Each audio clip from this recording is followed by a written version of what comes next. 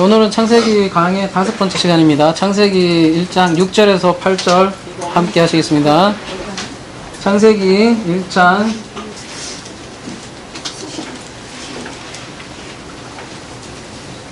6절에서 8절 함께 하시겠습니다. 하나님이 이르시되 물 가운데에 궁창이 있어 물과 물로 나뉘라 하시고 하나님 궁창을 만드사 궁창 아래의 물과 궁창 위의 물로 나뉘게 하시니 그대로 되니라. 하나님이 궁창을 하늘이라 부르시니라. 저녁이 되고 아침이 되니 이는 둘째 날이라. 오늘 제목을 용현이라고 되어 있는데요. 둘째 날이라는 뜻입니다. 둘째 날.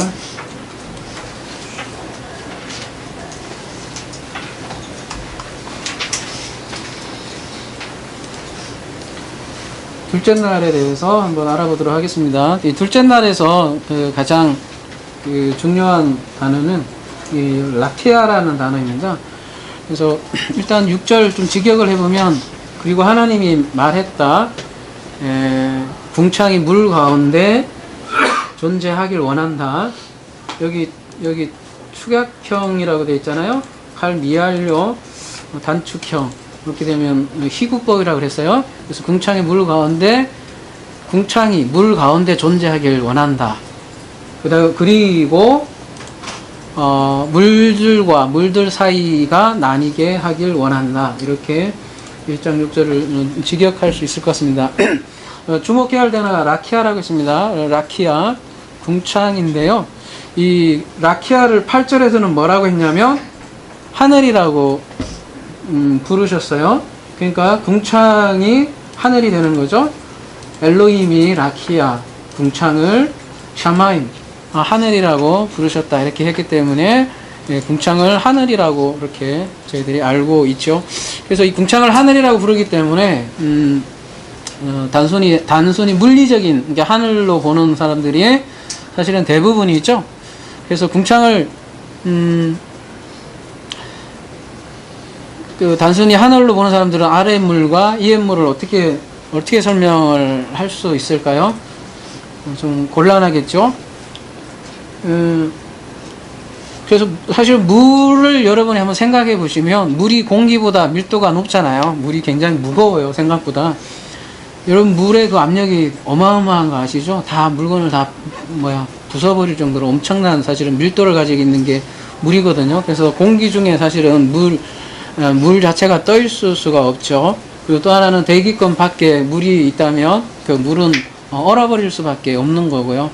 그래서 이 칼빈과 헨리 모리스라고 해서 창조과학회죠.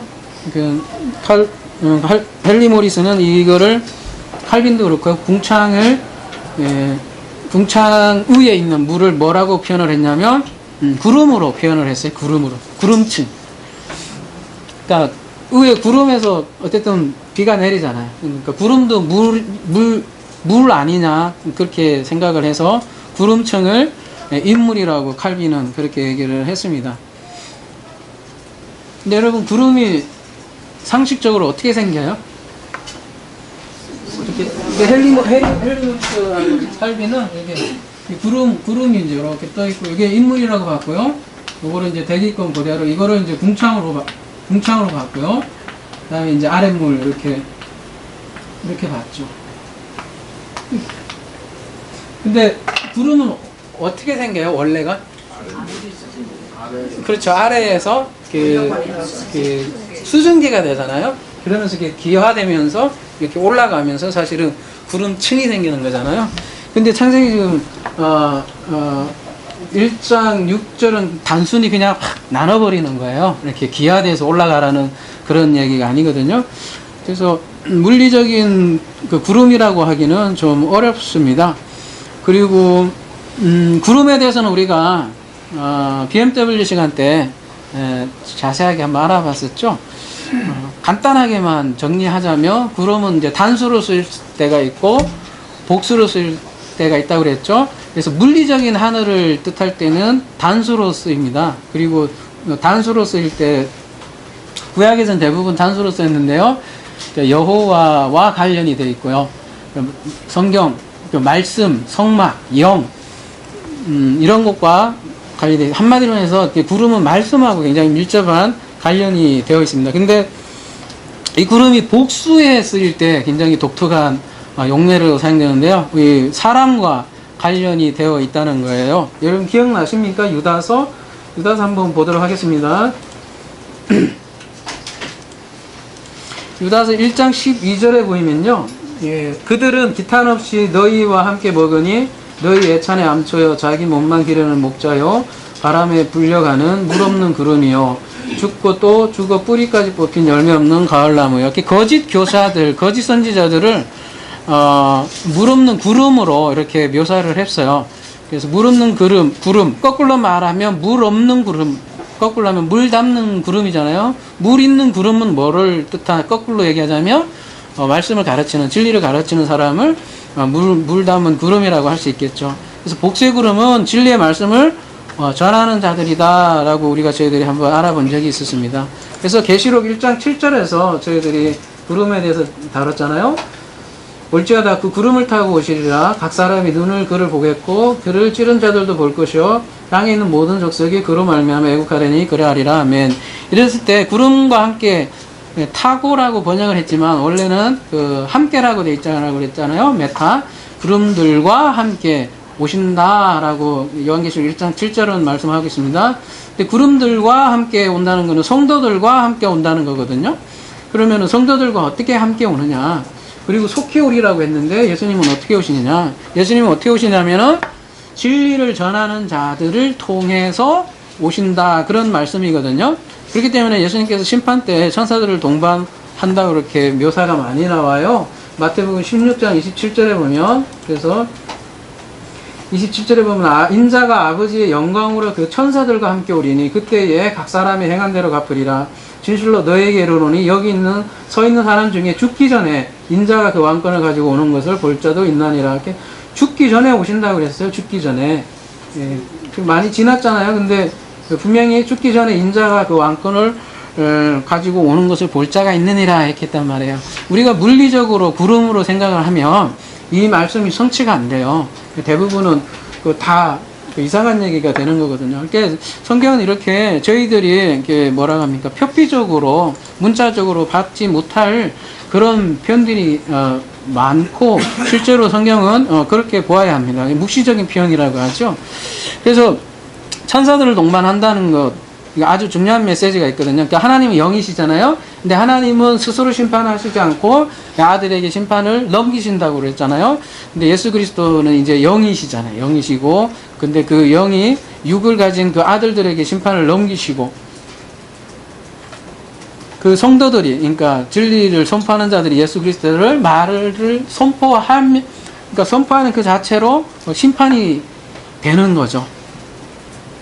그래서 구름은 우리가 이렇게 성경에서는 물리적인 구름도 뭐 가끔은 있지만 이렇게 복수로 쓸 때는 성도들, 그 다음에 단수로 쓸 때는 대부분 하나님과 관련해서 성령 하나님, 말씀 하나님 이런 부분하고 함께 써 있단 말이에요. 그래서 성경은 구름을 얘기할 때는 단순히 물리적인 거를 얘기하지 않거든요. 그런 헨리 모리스가 얘기한 구름청으로 생각한 것은 일단 창세기 1장을 전부 다 문자적으로 받아들였기 때문에 그렇게 유추할 수밖에 없었던 없고 계속해서 논리적으로 그렇게 갈 수밖에 없는 것이죠. 근데 우리가 조금만 눈을 열어서 이렇게 예수 그리스도의 구속사를 본다면 이 구름, 물 이런 것들이 전부 다 메타포를 가지고 있는 것이죠.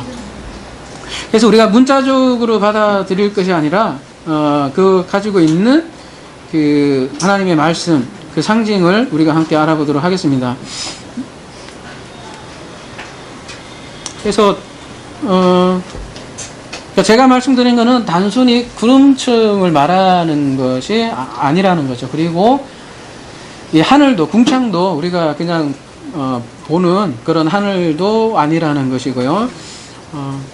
그리고 인물이, 그러면은 이제 인물이 물도 아니고 얼는 물도 아니고 구름층도 아니면 무엇일까? 우리 라키아라는 단어를 한번 보도록 하겠습니다. 일단 물을 이해하기 위해서는 라키아부터 저희들이 한번 알아보면 물이 더 이해될 것 같습니다. 라키아, 여러분 보십시오. 라키아.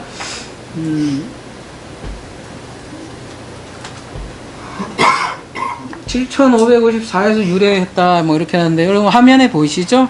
이게 제가 7554번이라고 한 거는 그 스트롱 코드라고 하는 거예요. 이렇게 빨리 찾기 위해서 사전이 있는데 거기 안에 이렇게 번호를 매긴 거예요.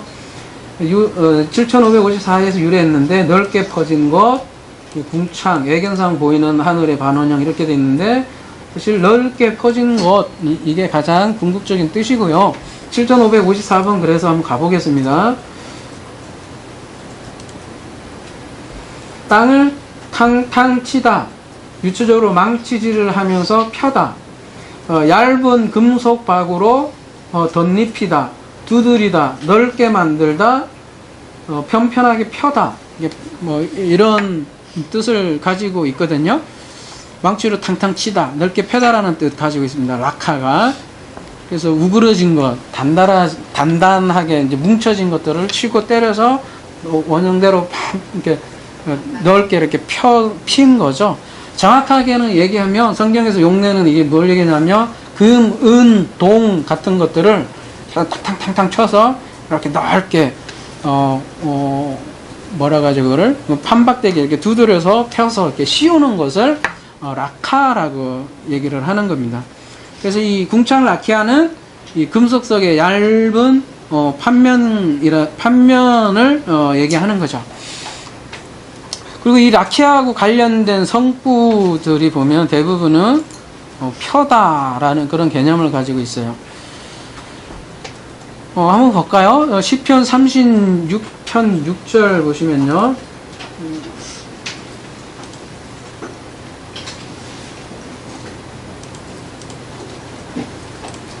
땅을 물 위에 펴신 이에게 감사하라. 그 인자심이 영원함이로다. 이렇게 물을 이렇게 펴다 이렇게 표현을 해요. 욥기 37편 보시면요.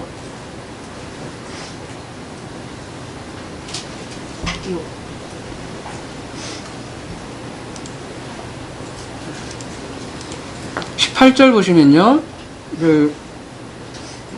그대는 그를 도와 구름장들을 두들겨 넓게 펴서 만들어 녹여 부어 만든 거울같이 단단하게 할 수 있겠느냐. 이렇게 구름들도 이렇게 펴다라는 그런 표현을 하고 있어요. 이사야 42장 5절, 이건 조금 다른 단어이기는 하지만요. 불러볼까요? 이사야 42장 5절. 이걸 낙타가 아니라 낙타인데, 그렇긴 하지만, 비슷한 개념으로 하늘을 창조하여 펴시고, 하늘을 이렇게 핀다는 이렇게 표현을 해요. 땅과 그 소산을 베푸시며, 땅의 백성에게 호흡을 주시며, 땅에 행하는 자들에게 신을 주시며, 하나님 여호와께서 이같이 말씀하시되, 이렇게 나타라는 동사를 사용을 하고 있습니다. 그리고 욥기 26장 7절 보시면요.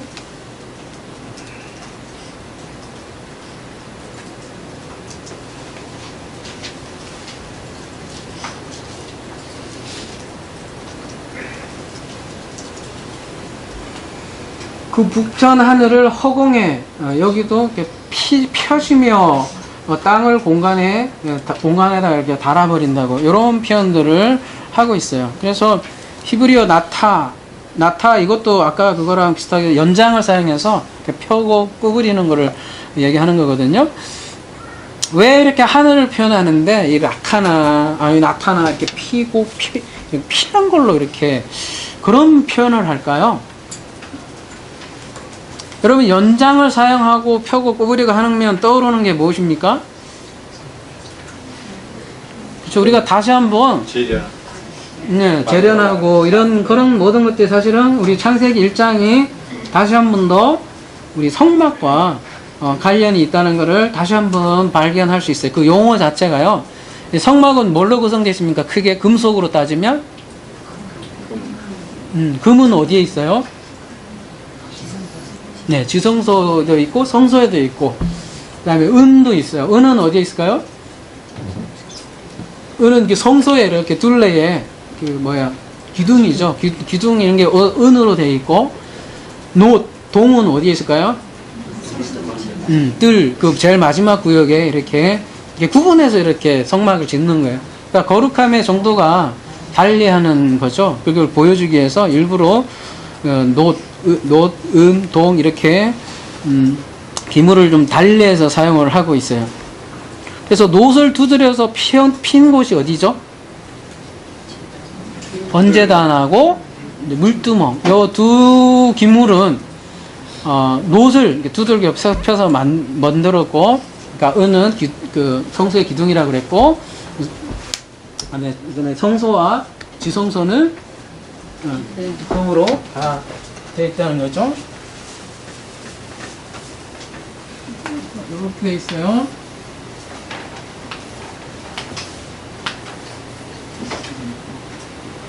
금, 은, 동, 여기 하나, 둘, 셋, 넷, 다섯, 기자, 여섯. 이런 식으로 배치되어 있는데요. 나중에 더 말씀드릴게요.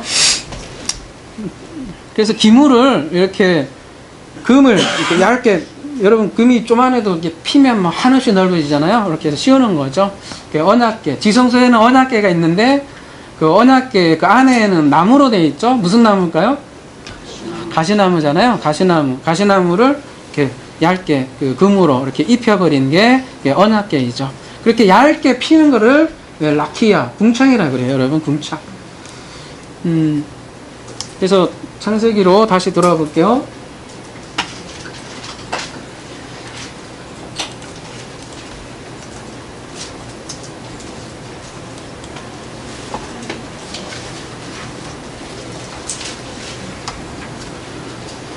그래서 이 궁창은 물론 우주적인 그림으로도 볼 수 있겠지만 그거는 이제 하나의 메타포고, 실질적인 거는 이렇게 사실은 성막 용어라는 거예요. 여러분, 성막의 입구에 들어서면 최초에 등장하는 것이 뭐죠? 번제단이잖아요. 이제 요거 잘 기억하시라고 했잖아요. 동의 세계고 노세 세계인데,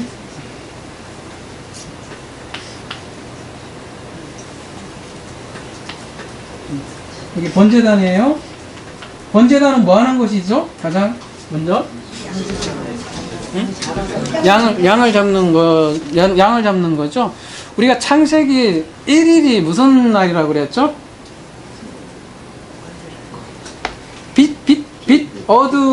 어둠에 빛이 임하는 게 창조 1일이지 않습니까?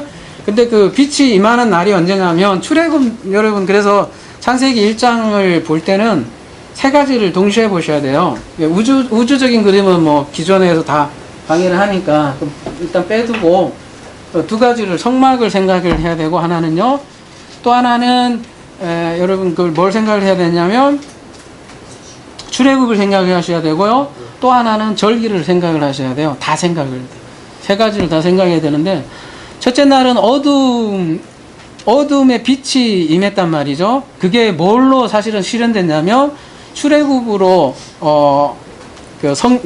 그게 성취가 된 거예요. 출애굽에. 근데 출애굽에 그거를 그래서 그게 6월절이잖아요. 그래서 여러분, 절기는 7개가 있어요. 7개가 있는데 첫 번째 절기가 6월절이에요. 6월절은 다름이 아니라 어둠의 빛이 많은 그런 날이거든요. 근데 그 6월절에 뭐를 하냐면 양을 잡아요. 양을 잡아서 문설주에 발라서 그 어둠이, 그러니까 죽음이 넘어가지 않습니까? 그래서 창조 1일을 그렇게 표현을 하는 거고요. 그렇게 해서 출애굽을 했잖아요. 그리고 어린 양을, 그러니까 예수님이 나중에 이제 어린 양으로 요한복음에는 등장을 하지요. 그래서 요한복음 가만히 보면은 요런 그림이 똑같이 나오는 거예요. 창세기 1장의 그림하고. 그렇게 번제단을 지나면 그 다음에 나오는 게 이제 물두멍이잖아요. 두 번째 이제 나오는 게, 요게 이제 첫 번째고, 요 두 번째가 오늘 우리가 다루는 이틀에 해당하는 이 물두멍이에요. 그래서 성막 그림하고 창세기 1장의 그림하고 여러분 똑같다는 얘기예요. 물두멍인데, 출애굽기 10장 38절 한번 보면요.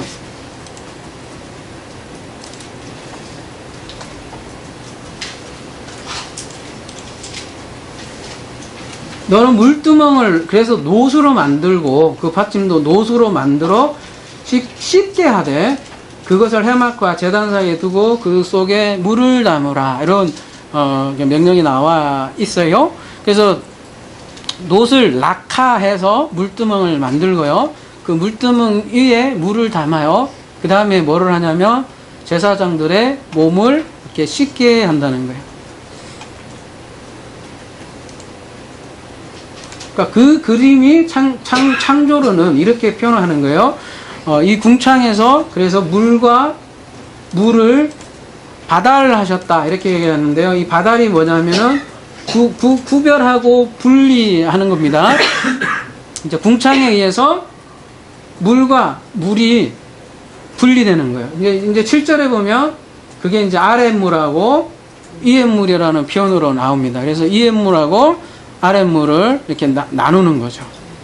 그러니까 이게 우주적으로 보면 이게 무슨 얘기인가 이렇게 잘 안 나와닿을 수 있는데요. 성막을 생각하시면 이제 아래하고 이하고 뭔가 이렇게 갈라버리는 게 이제 이 라키아라는 거예요. 그래서 성막을 생각해 보시면 너무너무 이게 그림이 그렇게 쉬워요. 그리고 이제 나중에 우주로 확장하면 뭐 그 다음 문제겠죠. 그래서 이 락하는 아무튼 그 가운데 있어요. 그래서 그 성막으로 따지면요 가운데 있어요. 근데 이 타베크라는 이제 가운데가 이제 타베크라는 말이잖아요. 여러분 타베크 한번 가볼게요.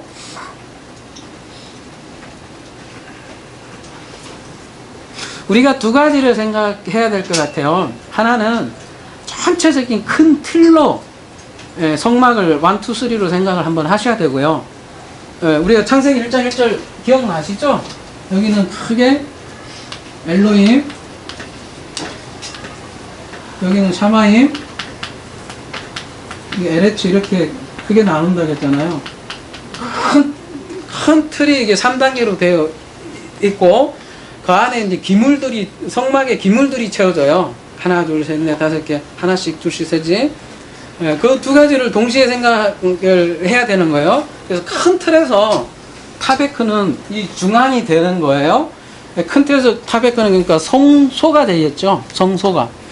그래서 그 성소에 의해서 뭐가 나눠졌냐면 윗물과 아랫물을 나눠주는데 윗물은 뭐냐면 그래서 엘로힘이 되는 거고 아랫물은 이제 땅이 되는데 땅이 뭔가는 이제 아마 알아보면 되겠죠. 그래서 타베크 개념은 우리가 창세기 강의할 때 많이 다뤘었죠. 창세기 2장 9절에 가보면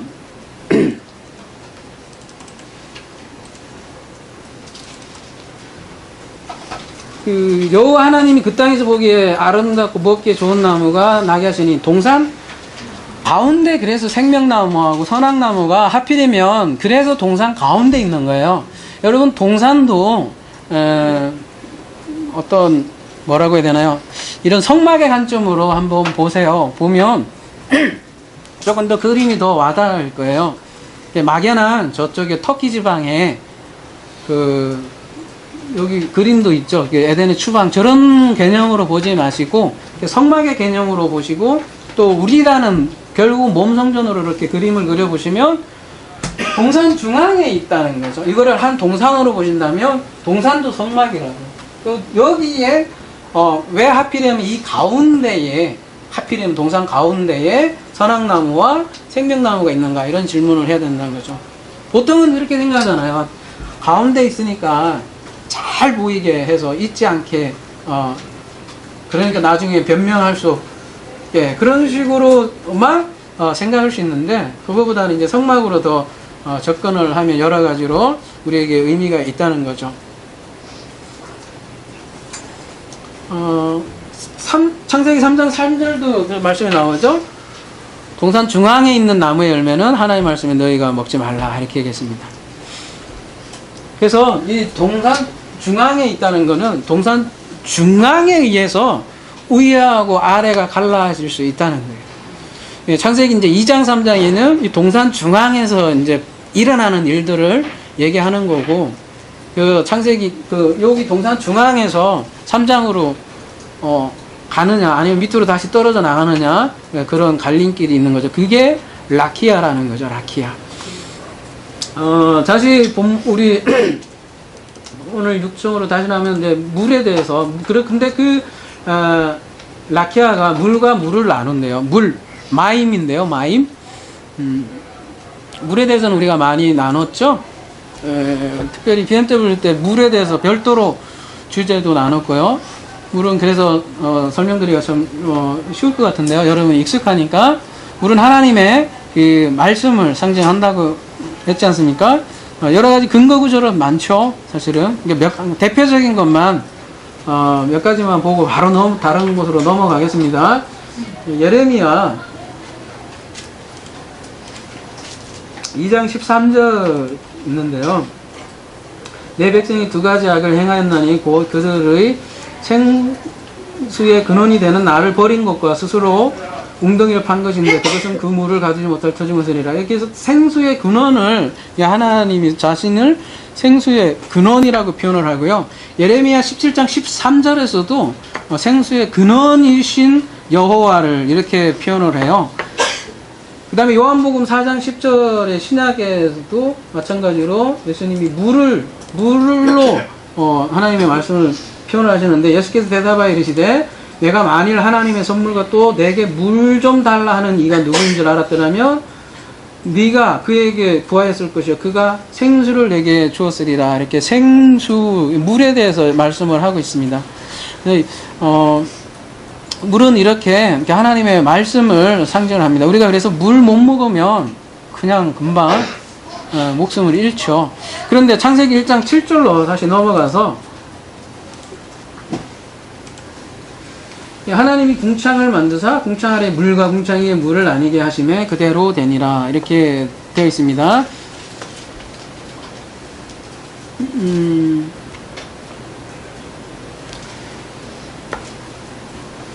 직역을 하면 엘로힘이 궁창을 만들었다. 그리고 궁창 아래의 물과 궁창의 물을 구별하였다. 그리고 그대로 되니라 이렇게도 번역을 할 수 있지만 이게 캔이 그리고 똑바로 세웠다.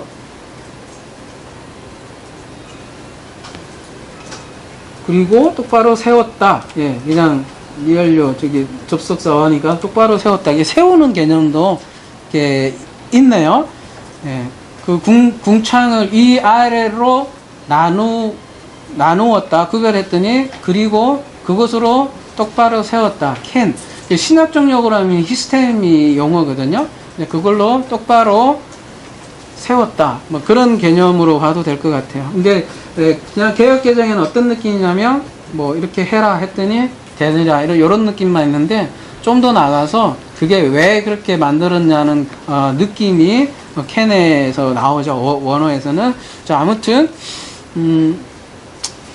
우리가 하늘 위의 물은 무엇이고 아래 물은 무엇인가 이거를 구체적으로 우리가 좀 알아봐야 될 것 같아요.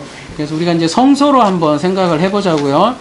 이 성소로 얘기하면 아래 물은 그러면 어디가 돼요? 아래쪽이 되잖아요. 이제 여기가 가운데니까 여기가 라키아예요. 여기가 라키아라고 생각을 하시면 되고 여기가 하늘이라고 보시면 돼요. 여기가 하늘이에요. 그래서 나중에 새가 어디에 등장하냐면 여기에 등장을 해요. 여기에 등장을 해요.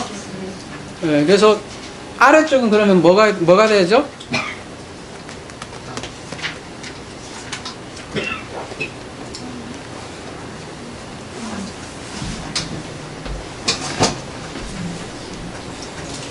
요 아래쪽 뜰 쪽이 아래 물이고요. 말하자면 그 다음에 위쪽은요. 뭐가 있죠? 지성소가 있고. 그러면 아래쪽에 이제 기물들을 한번 생각해 보세요. 뭐가 있죠? 뜰에는 번제단이 있고 물두멍이 있고 위에 쪽은요?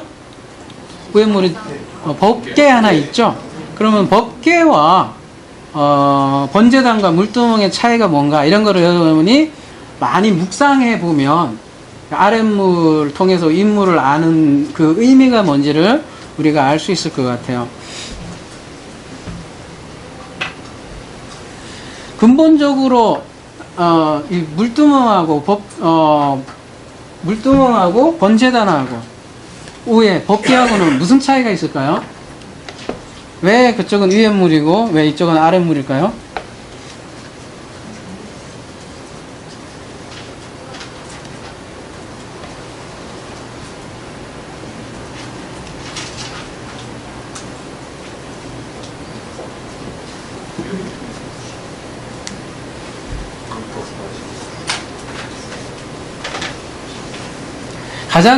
법계의 가장 큰 특징은 이게 이게 뭐라 하죠? 이게 닫아놨잖아요. 아예 실체를 아예 안 보이게 해놨잖아요. 왜 이렇게 안 보이게 해주셨을까요? 그게 십계명이 안에 들어있잖아요. 계명이 있는데 왜 그거 보고 우리가 잘 지키고 행해야지 왜 거기다가 이렇게 말하자면 이렇게 숨겨놨을까요? 그래서 나중에는 이제 세원양 얘기할 때 신비 얘기를 하잖아요. 신비. 우리 마음에 새기는, 신비에 새긴다. 이런 얘기가 나오잖아요. 그래서 뜰에서 행해지는 것들은 계속 눈으로 가시적으로 사실은 보여져요. 매일 번제단에서 뭐 합니까? 어린 양 잡고, 그렇죠. 그 다음에 매일 씻고, 잡고, 씻고, 잡고 이러잖아요. 사실은 겉에서 계속 행해지는 것들이죠. 근데 지성소에 들어가면 달라지죠. 전혀 보이지 않고, 그리고 지성소는 굉장히 구별되어 있죠. 사실은 그래 영광의 구름으로 가려져 있고, 그리고 또 아무나 못 들어가고, 대사장만 들어가 있죠. 그거를, 구별하다, 성소라고 그러는데, 여러분 카다시라는 히브리어가 있죠? 카다시. 그 성소가, 제가 어디에 나오는지는 제가 갑자기 기억이 안 나는데, 네. 요게 소라는 뜻인데요. 성소. 요거를 이렇게 하면 레가 되나요? 잘 꺾어야 되는데. 요게 성소라는 뜻이고요. 요거 네모가 들어가면 장소가 돼요. 그래서 거룩한 곳이 성소인데, 요 세 개만 떼내면, 카도시 떼내면 요게 거룩하다, 구별하다, 성별하다 그런 뜻이거든요. 그러니까 성소라는 뜻 자체가 이게 거룩하다라는 뜻이 있어요. 구별하다 그런 뜻이 있거든요. 그래서 궁창은 이 메카도시 조기에 해당이 되고 재 때문에 궁창 때문에 위하고 아래가 구별하는 거예요. 아까 물은 하나님의 말씀이라고 얘기했잖아요. 근데 우리가 아랫물은 여러분 출애굽하고도 또 한번 또 생각을 해보세요. 그러면 어디에 물이냐면 애굽의 물이거든요. 여기 이제 애굽이라고 하고 항상 광야, 가나안 있잖아요. 이게 항상 들어있는데 또 절기하고도 여러분 한번 생각을 해보세요. 애굽에서 나와서 광야에서 먹는 거하고 애굽에서 먹는 음식이 달랐어요.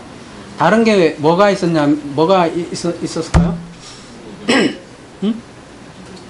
절기를 잘 생각해 보세요. 6월절 때는 반드시 먹지 말아야 할 게 있어요.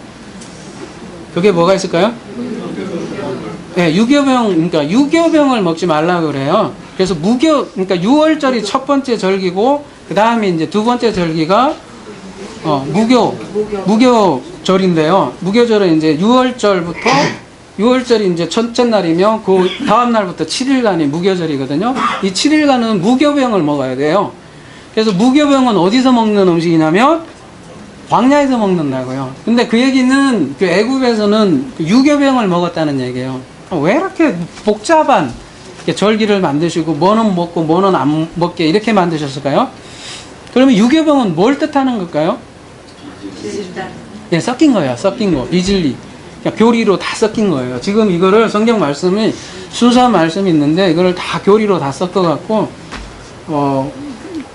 아주 맛있게 만드는 거예요. 누가 봐도 맛있고 맛있잖아요. 그러니까 유교병이 맛있지 무교병이 맛있지는 않지 않습니까? 그래서 그런 거 섞지 말라. 그렇게 얘기하는 게 유교병이거든요. 그래서 이 아랫물은 그래서 이 유교병에 해당하는 거라고 할 수 있겠습니다. 그에 비해서 위의 물은 뭘까요? 위의 물은 그 예수님이 주시는 물, 이게 굉장히 뭐 여러분이 추상적인지 어찌는 모르겠지만, 오전에도 그런 얘기를 했지만, 그래서 요한복음 4장에 수가성 여인하고 대화하는, 네가 먹는 물은 목말라. 계속 먹어도 계속 목말라. 누가 먹을 때는 마실 줄 몰라. 그걸 무슨 우물이라 그래요? 요한복음 4장에서는 야곱의 물이죠, 그죠? 야곱의 우물, 네가 먹는 건 야곱의 우물인데, 그건 먹어도 아무리 먹어도 목말라. 근데 누가 주는 물? 내가 주는 물은 목마르지 않고 생명이 영원히 죽지 않는 물. 그래서 목마르지 않는다. 예수님이 그냥 단순히 이런 먹는 물 얘기하는 게 아니라 말씀 얘기하는 거잖아요. 야곱의 물이라는 거는 유교병, 전통 교리 이런 거 따라서 계속 유전으로 넘어온 그 말씀들, 야곱의 이스라엘 백성들에게 넘어온 그 유전들을 따르면 그게 계속 목마르다는 거죠. 그게 요한복음 4장 10절에서 이렇게 나오는 말씀인데요.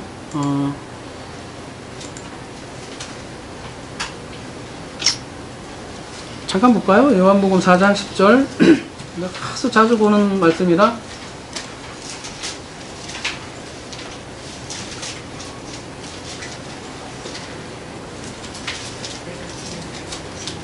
다른 거는 여자가 이르되 주여 물 기를 그릇도 없고 이 우물 깊은데 어디서 당신이 그 생수롭겠나이까. 우리 조상 야곱이 이 물을 우리에게 주셨고 또 여기서 자기와 자기 아들들과 짐승이 다 마셨는데 당신이 야곱보다 더 크니까. 예수께서 대답하여 이르되 이 물을 마시는 자마다 다시 목마르니고와 내가 주는 물을 마시는 자는 영원히 목마르지 아니하니 내가 주는 물은 그 속에서 영생하도록 솟아나는 샘물이 되니라. 오늘 창세기의 용어로 하면 지금 예수님은 본인은 무슨 물이라는 거예요? 인물이라는 거죠. 본인은. 그리고 너희가 지금 먹는 물은 무슨 물이다? 아랫물이다.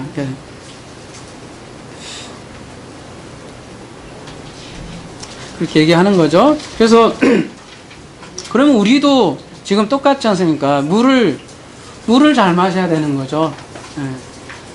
이 물이 물리적인 물을 얘기하는 건 아니잖아요. 말씀이잖아요. 그러면 우리는 이러한 말씀을 어떻게 해야 되나요? 어떻게 우리가 이 말씀을 잘 먹을 수 있을까요? 어떻게 하면 인물을 먹을 수 있을까요, 여러분?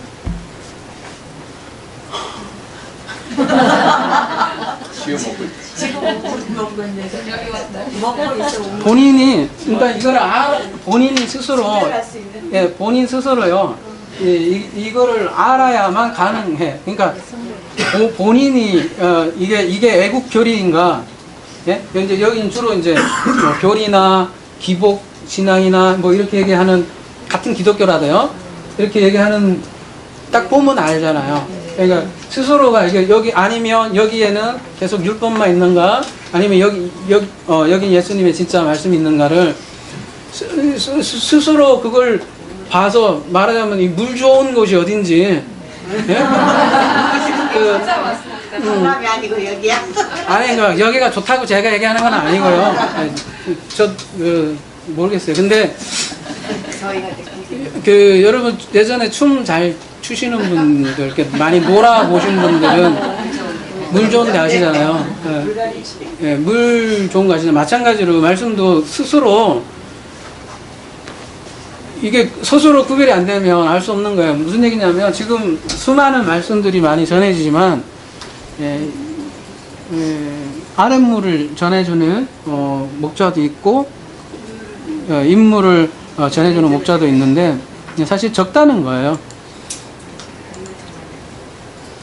그래서 여러분 우리 창세기 1장에 우리 엘로힘 창세기 1장 1절에 엘로힘이 복수라고 했지 않습니까? 엘로힘이 여기 자리에 있다고 그랬잖아요. 그래서 왜 성부 하나님이 그 구속사역이 아니라 그 성자 예수님의 구속사역, 요한복음에도 그렇게 나왔잖아요. 왜 이렇게 아들의 사역인지를 우리가 잘 곰곰이 생각해 봐야 되는 거예요. 엘로힘이 왜 복수일까? 왜 땅은 단수이고? 그러니까 하나님은 어떤 식으로 사역하는지를 여러분이 잘 아셔야 되는 거예요. 그러기 위해서는 여러분도 그 인물에서 노는 자야만이 그 물을 또 스스로 발견할 수 있고 먹을 수 있다는 것이죠.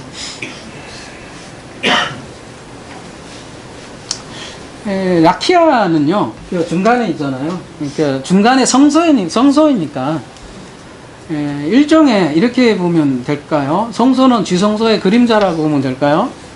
율법의 자리잖아요. 어떻게 보면 중간 자리잖아요.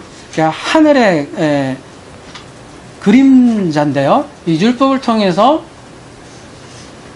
요 가운데를 통해서 의의문을 아는 거잖아요. 근데 율법이 율법으로 그냥 머문다? 그러면 그냥 거기에 머무는 거잖아요. 두 번째로. 그걸 이제 이층천이라고 하잖아요. 거기에 머물고 마는 거죠. 그러면 그냥 야곱의 우물에 빠져버리는 거죠. 자, 그리고 그래서 창조기사가 오늘 창세기 1장이 출애굽과도 아주 밀접한 관련이 있다고 그랬습니다. 출애굽 과정으로 얘기하자면 지금 라키아는요, 광야의 자리에 있다고 그랬어요. 근데 그 광야의 자리는, 광야에서 여러분 율법을 봤죠? 율법을 수여받잖아요. 그리고 그 율법을 성막으로 표현을 했고, 따라서 라키아는 율법이라고도 할 수 있고요. 근데 율법 자체가 그러니까 하늘이 되는 거예요. 하늘이 여기가 율법이 되고 하늘이 되고. 근데 신약에 오면 새하늘과 새 땅이라 그래요. 그러면은 새하늘과 새 땅에 비교해서 율법은 옛 하늘과 옛 땅이라는 얘기예요. 그러니까 새하늘과 새 땅이 오기 전에는 반드시 옛 하늘과 옛 땅이 있어야죠. 그래야만 새하늘과 새 땅을 소개해주고. 그래서 우리가 두 증인으로 항상 두 증인이 필요한 거예요. 우리 율법이 반드시 필요한 거예요. 율법 없이 우리가 하나님을 알 수가 없죠. 근데 묘한 거는 율법에서 그냥 머물러 버리면 또 죽는다는 거죠.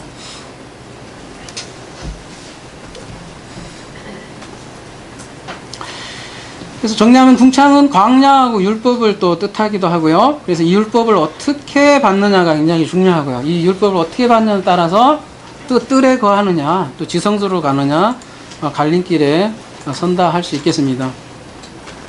그래서 아랫물은 정리하면 이게 외국 사람들이 먹는 유교병, 즉 비진리의 말씀을 말하는 거고, 인물은 이 가나안 땅에 있는 예수님의 생수, 생명의 말씀을 인물이라고 할 수 있겠습니다. 그래서 이러한 관점으로 다시 누가복음 부자와 나사로 비유를 잠깐 보시면요, 한 부자가 있어 자색옷과 고운 베옷을 입고 날마다 호화롭게 즐기더라. 그런데 나사로라 이름한 거지가 헌투성이로 그의 대문 앞에 버려진 채 그 부자의 상에서 떨어지는 것으로 배불리려 하며 심지어 개들이 와서 그 헌대를 핥더라. 이에 그 거지가 죽어 천사들에게 받들려 아브라함 품에 들어가고 부자도 죽고 장사되매 그가 음부에서 고통 중에 눈을 들어 멀리 아브라함과 그의 품에 있는 나사로를 보고, 아이고 맞네요. 그냥 24절이니까 불러 이르되 아버지 아브라함이여 나를 긍휼히 여기사 나사로를 보내어 그 손가락 끝에 물을 찍어 내 혀를 서늘하게 하소서. 내가 이 불꽃 가운데서 괴로하나이다. 물을 찍어 달래요. 너무 괴로워서. 음부에 들어간 부자의 모습을 보십시오. 물이 없어서 고통을 받고 있어요. 그러니까 생수가 없는 거예요. 생수가 없어. 지옥을 이렇게 표현하는 거예요. 성경에서는 이렇게 비유로요, 여러분. 생수가 없고 생명의 말씀이 없는 것을 이렇게 지옥이라고 하는, 이렇게 표현을 하고 있는 거예요. 그렇게 고통받고 있는 받는 모습을 지금 24절처럼 이렇게 얘기를 하는 것이죠. 지옥을 그렇게 생각을 하잖아요. 뭐 대부분 하나님이 말하자면, 이런 사람들은 너무 단순해서 말해요. 이런 문장을 보면 이렇게 생각한단 말이에요. 하나님은 물을 다 끊어. 그래갖고 물을 싹 없애갖고 이렇게 막 턱턱 그런 게 있잖아요. 그런 이미지로 하나님을 자꾸 생각을 한단 말이에요. 근데 비유잖아요. 뭐라고 하냐, 이 비유의 그 개념을 사람들은 좀 이해를 못하는 것 같아요. 분명히 그런 말씀을 전하려고 하는 게, 그래서 예수님이 비유를 준 건 아니거든요. 앞에 바리새인들이 나왔고, 그 바리새인의 그 율법적인 그 신앙들을 지금 하나 깨기 위해서 얘기를 하시는 거란 말이죠. 그리고 저기 큰 구렁텅이라는 말이 나오잖아요. 26절에. 그뿐만 아니라 너희와 우리 사이에 큰 구렁텅이가 놓여 있어. 이 구렁텅이가 지금 우리 창세기 우리 1장으로 얘기하면 이제 뭐가 될까요? 그게 라키아가 됩니다. 큰 구렁텅이가. 그러니까 아브라함은 여기에 머물러 있고 부자는 여기에 있는데 여기에 큰 간격이 있는 거예요. 율법이 있는 거고 간격이 있는 거예요. 근데 그 사이를 넘지 못하는 거죠. 그렇게 이제 비유적으로 얘기를 하는 거죠.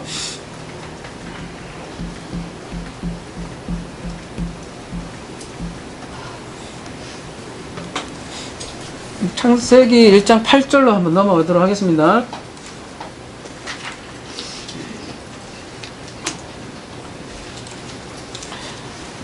하나님이 궁창을 그래서 하늘이라고 부르시니라. 저녁이 되고 아침이 되니 이는 둘째 날이라. 이렇게 마지막 구절이 되어 있네요.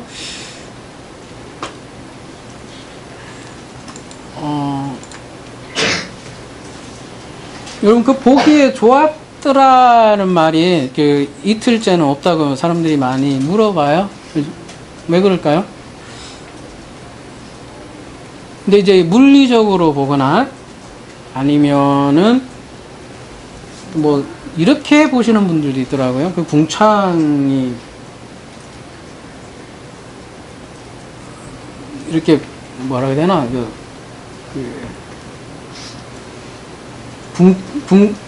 궁창이 나오고 이렇게 갈라져 있으니까 사탄이 등장하니까 보기 안 좋았다 이렇게 얘기하기도 하는데요. 사실은 2일 사역하고 3일 사역하고 이렇게 연결이 돼 있어요. 그래서 3일 사역에 사실은 같이 연결해서 보면 3일에 두 번이 그대로 나오는 거거든요.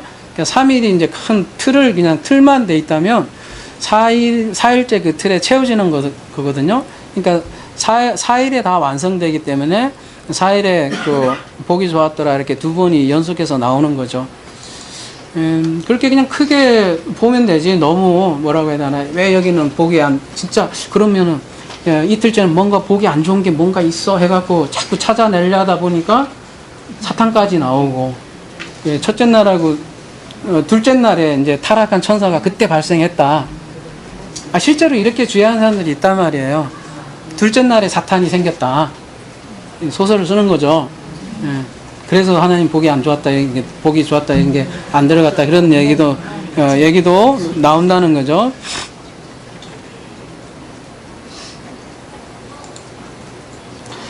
그리고 샤마임에 대해서 잠깐 나눠보면 쌍수로 되어 있는데요. 왜 이게 쌍수로 되어 있을까?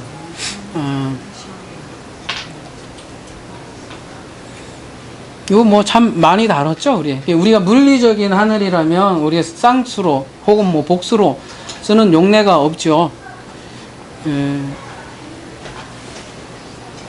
근데 여기 창세기 1장에서는 두 번 나와요. 그 앞에 부분에 대해서는 지금 윗물과 아랫물을 나누는 궁창이 하나 등장하고요.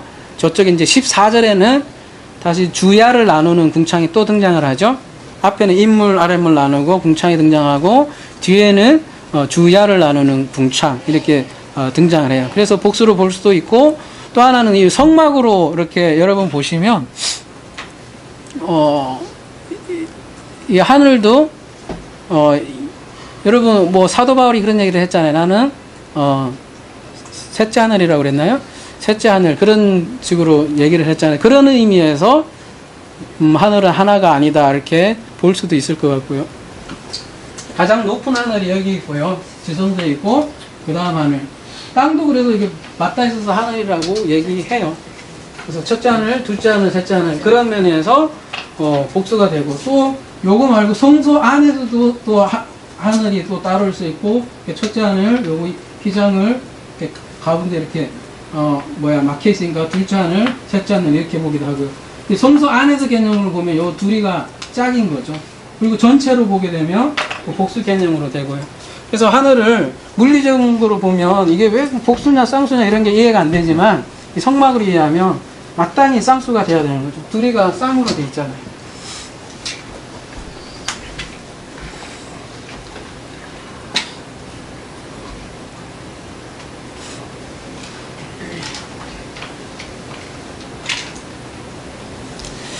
우리 첫째 날은 우리 빛에 대해서 나눴었죠. 그리고 빛은 뭐냐면 아들의 생명이라고 그랬죠. 그리고 지성소에 해당하고 그리고 이 성소는 어디에 해당하는 뭐에 해당합니까? 우리 한번 이제 우리 그림으로 한번 좀 쉽게 이런 거 다 빼고 그냥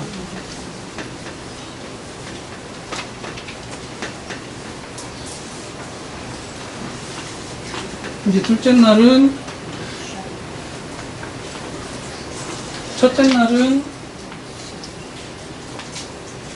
이렇게 표현하면 되려나요? 빛, 어둠 이렇게 돼 있고 요 빛에 해당하는 게 그대로 위에 물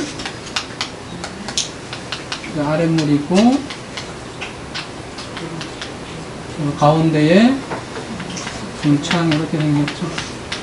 이렇게 이제 등장을 하는 거죠. 이제 어느 정도 모양새가 나타난 거죠.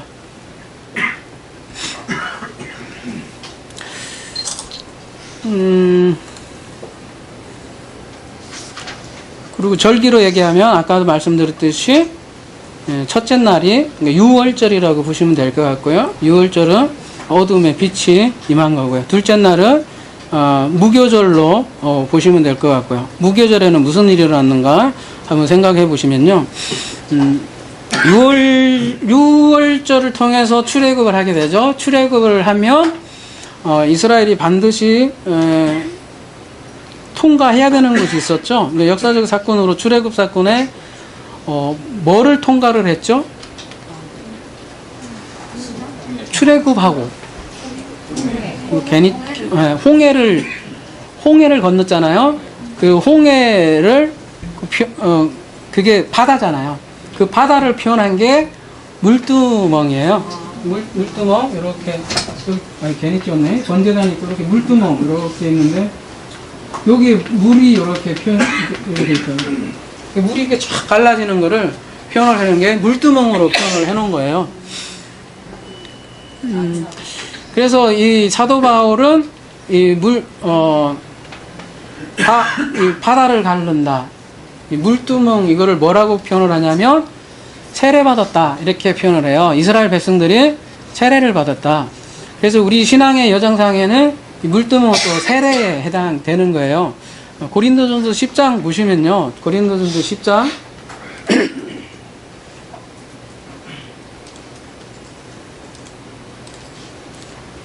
1절에 보면 형제들아 나는 너희가 알지 못하기를 원하지 아니하노니 우리 조상들이 다 구름 아래에 있고 바다 가운데로 지나가며 모세에게 속하여 다 구름과 바다에서 세례를 받고 이렇게 하고 있어요. 그래서 여기는 이거를 이제 물두멍을 세례로 표현을 하는 거예요.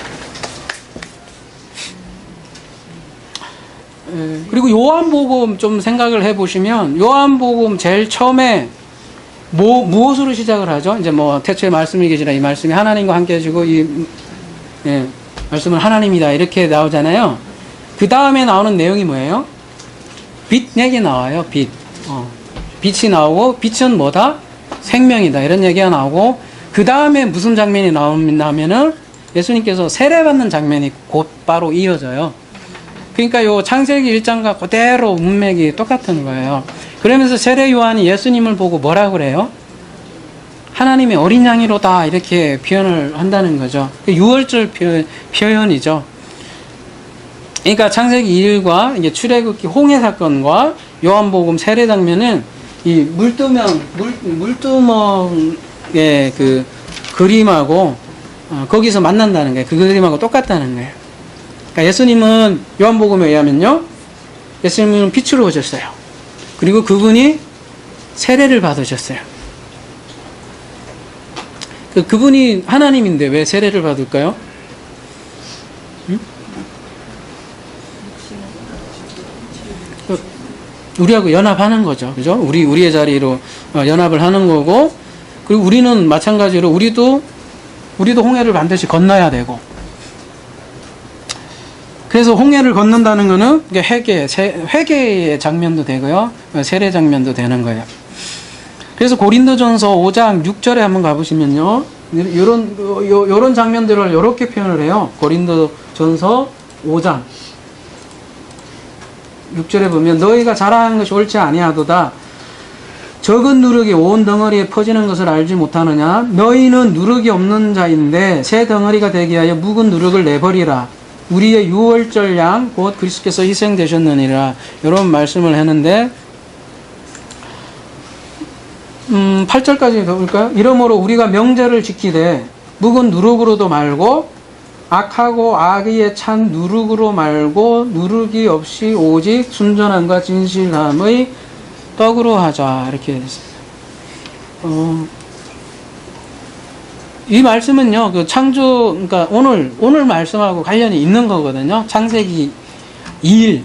여러분이 좀 어려울지 모르지만, 절기하고 연관을 하면 이해가 될 수 있어요. 무교절이요.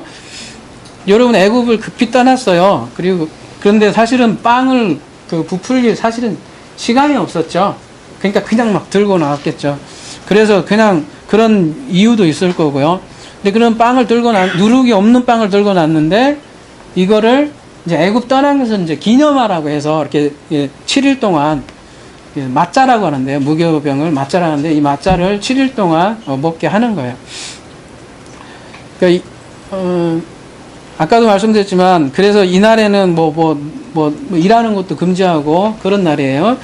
근데 이 밀가루에 이 누룩이 반죽을 사실은 부풀게 하잖아요. 맛있게도 하고. 여러분 마태복음 16장 한번 볼까요? 16장 보면 누룩에 연관된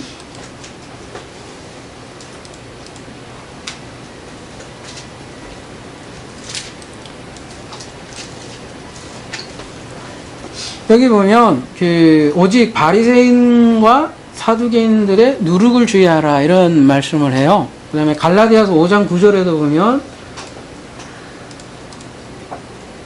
적은 누룩이 온 덩이에 퍼지느니라 이런 말씀들이 있어요. 그래서 이렇게 누룩이 들어가면 하나님의 진리를 훼손하는 거죠. 그래서 우리가 지금 물두멍을 통과한다는 것은 창조 2일에 통과한다는 것은 창조 2일에 밤이 되고 낮이 된다는 것은 우리가 가지고 있던 무엇을 다 땅에다 파묻어야 된다는 얘기죠.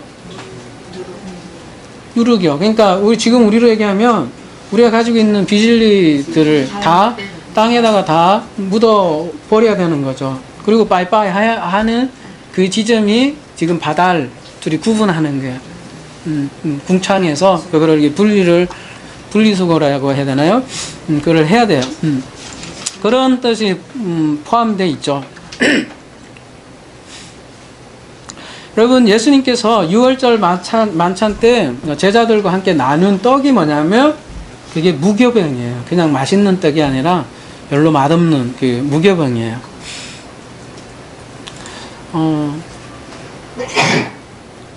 그리고 그 창세기 19장에 그 소돔과 고모라에 보면요, 그 롯을 구하기 전에 그 무교병을 부어서 주는 장면이 나와요. 소돔과 고모라.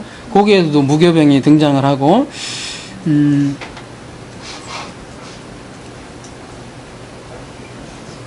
그리고 예수님이 지금 유월절 만찬 때 무교병을 나눠준 거는, 그러니까 자신이 죄 없는 빵, 자신이 죄 없는 무교병이다. 이런 것을 말씀해 주시는 거죠. 자신과 그 빵을 동일시하는 거죠. 그래서 축사를 하신 떡이 무교병이에요.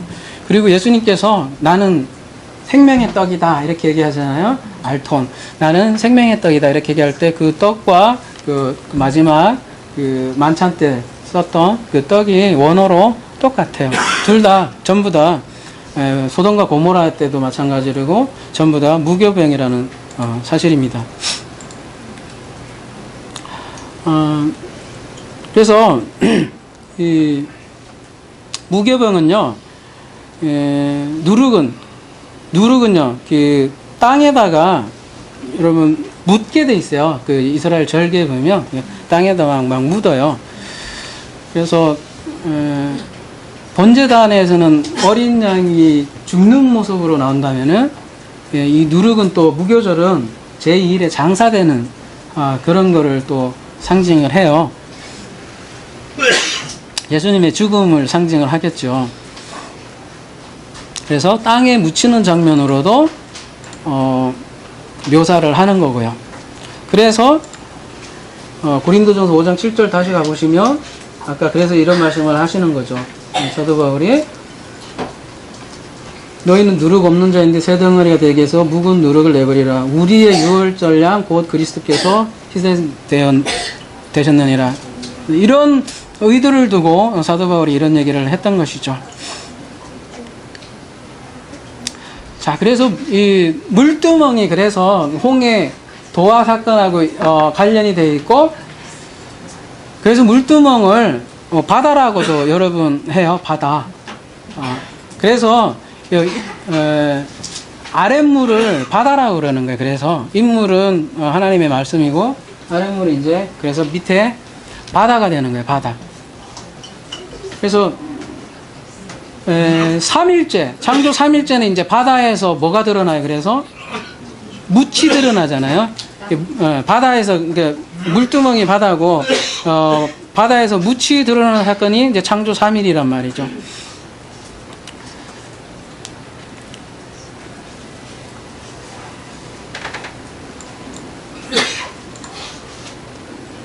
그러니까 우리도 그냥 이제 애굽에 있는 무교병에서 유교병에서 벗어나야 되고요. 애굽에서 벗어나야 되고 유교병에서 벗어나야 되는데 그게 그런 과정이 또 밤이 되고 낮이 되니라 이런 표현으로 한 거예요. 이게 하루아침에 되는 것도 아니고 죽고 살아나는 과정이 밤이 되고 아침이 된다 이런 얘기로 말씀으로 우리에게 얘기를 하는 것입니다. 우리가 첫날에 창조 언급했듯이 각 가정마다 이 저녁에서 아침이 되어야 합니다. 둘째 날 우리에게 라키아가 주어졌는데요. 그것을 통해서 우리는 라키아를 주어졌는데 그게 처음부터 이렇게 환하게 대낮처럼 비춰지지 않는 거예요. 영혼의 어두운 밤을 경험을 한다는 거예요. 근데 그걸 통과해야 합니다. 그래야 낯이 오는 거예요. 홍해를 통과해야 광야에 이르는 원리가 밤이 되고 낮이 되는 원리라는 거죠. 그래서 죽음 없이 부활이 없는 것처럼요. 그래서 밤이 되고 낮이 되는 이 깨달음의 과정이 있어야 된다는 것이에요. 우리 창세기 1장 2절에 무적행으로부터 출발을 했잖아요. 이렇게 어떻게 보면 무적행의 그 상태는 혼돈, 공허, 어둠이었잖아요. 가장 낮은 상태예요. 가장 무정행이라는 끝도 없는 bottomless, 끝도 없는 가장 낮은 어떻게 보면 마음의 상태가 지옥이거든요. 무적행이고 거기로부터 출발을 했는데 지옥에 한 줄기 빛이 들어왔고 이제는 그 빛이 구체적으로 형태를 띠는 거죠. 어떤 형태를 띠냐면 라키아라는 율법이라는 성전이라는 우리 시대로 얘기하면 성경이라는 것으로 구체적으로 우리에게 던져 주어진 것이죠. 우리에게 이 성경이 주어지면 이제 분리가 일어나는 거예요. 위에 물과 아랫물이 이렇게 분리가 이렇게 경험을 하는 것이죠.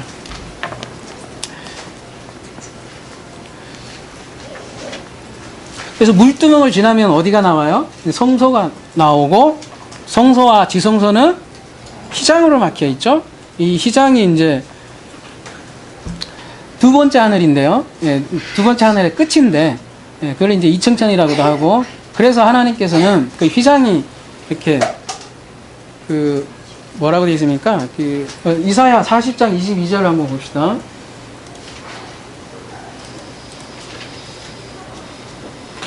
그는 땅이 궁창에 앉으시나니 땅에 사는 사람들은 메뚜기 같으니라 그가 하늘을 차일같이 펴셨으며 거주할 천막같이 치셨고, 그래서 이런 표현을 하는 거거든요. 휘장이 하늘 개념이니까요.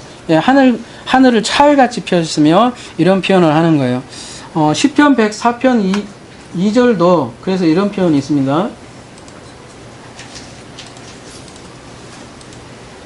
주께서 옷을 입음같이 빛을 입으시며 하늘을 휘장같이 치시며 이런 표현을 하고 있습니다. 휘장을 지나야 이 삼층천인 지성소거든요. 근데 그 휘장에는 뭐가 새겨져 있죠? 휘장, 그 그룹들, 천사들 이렇게 그려져 있잖아요.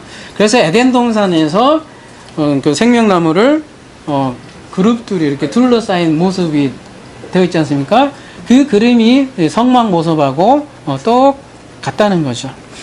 근데 이 휘장이 어떻게 돼요? 예수님께서 돌아가실 때 위로부터 아래까지 쫙 찢어지죠. 그때 어떻게 돼요? 하늘이 쭉 쌍수에서 뭘로 바뀌죠?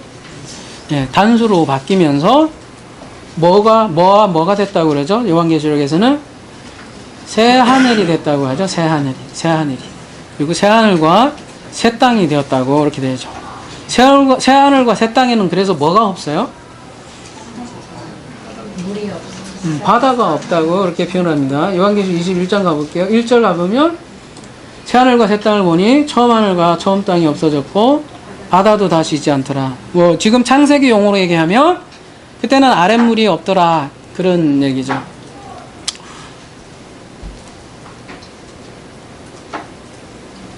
우리가 새 하늘을 경험을 하게 되면은 우리는 더 이상 이 아랫물하고는 사실은 상관없는 족속들이 된다는 것이죠.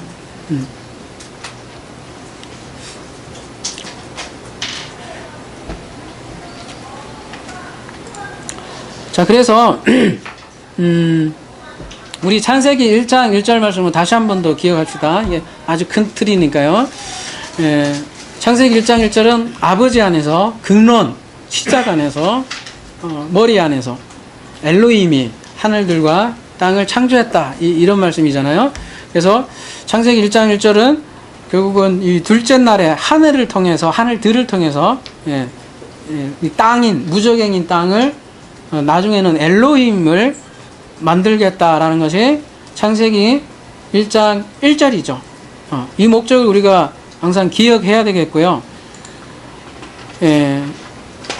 정말 무적행 같은 우리 인생을 끊임없이 밤이 되고 낮이 되는 과정을 통해서 우리를 지성소 자리까지 만들겠다라는 하나님의 의지 표현이 창세기죠. 지성소는 다름이 아니라 그 엘로힘의 복수의 자리고 그 자리로 만들기 위해서 우리가 궁창이 필요하다. 근데 궁창이 처음에는 필요하지만 나중에는 그 궁창이 나중에 찢어진다. 그 과정이라는 거죠. 처음서부터 지성소에 들어갈 수는 없다는 거죠. 그래서 우리가 성경조차도 사실은 그 과정에 있는 거고 그 과정이 처음에 주어질 때는 우리의 눈으로 보게 되면 사망으로 볼 수밖에 없지만 하나님의 언약, 생명나무로 하나님께서 언약으로 이끌어 가실 때는 이것이 생명나무가 되고 우리를 지성소로 이끌어 가실 겁니다. 그럴 때 하늘은 쌍수가 아니라 드디어 단수가 되고 그렇게 되면 하나님 방식으로 사는 거죠. 영혼을 산다고 하는 거죠. 그랬을 때 밤이 되고 낮이 된다고 그래요. 다른 용어로 얘기하면 깨어난다고 그래요. 깨어나는. 그전에는 이 생각도 못했던 거를 이 꿈이라고 얘기하나요? 꿈에서 깨는 거예요, 진짜. 내가 누구인지를 알고 꿈에서 깨어나면 진짜 내가 누구인지 알고 내가 나로 사는 거죠. 그게 밤이 되고 낮이 되는 과정이죠. 그러기 위해서 우리에게 궁창이라는 것을 하나님은 주실 수밖에 없고 구별할 수밖에 없었던 것이죠. 이러한 궁창을 통해서 여러분이 지성소로 나아가기를 원해요. 그리고 그 지성소는 우리가 계속 성막으로 표현을 굳이 했지만 이보다 더 근본적으로 그냥 우리 자체이거든요. 이 성막이라는 건 성막이 문제가 아니라 우리 자체가 천국이 멀리 있는 곳이 아니라 이 지성소가 천국이거든요. 그 천국은 이렇게 둘째 라키아를 통해서 주는 거니까 그 라키아를 일단은 잘 알아야겠죠. 그게 동산 중앙에 타베크 안에 있는 선악나무요 생명나무였겠죠. 그거를 우리가 잘 그게 무엇인지 알았을 때 드디어 우리는 하나님의 지성소 자리에 가는 것이겠죠. 앞으로 이렇게 계속 창세기를 통해서 이러한 천국을 발견하고 누리는 저와 여러분이 되기를 기도합니다.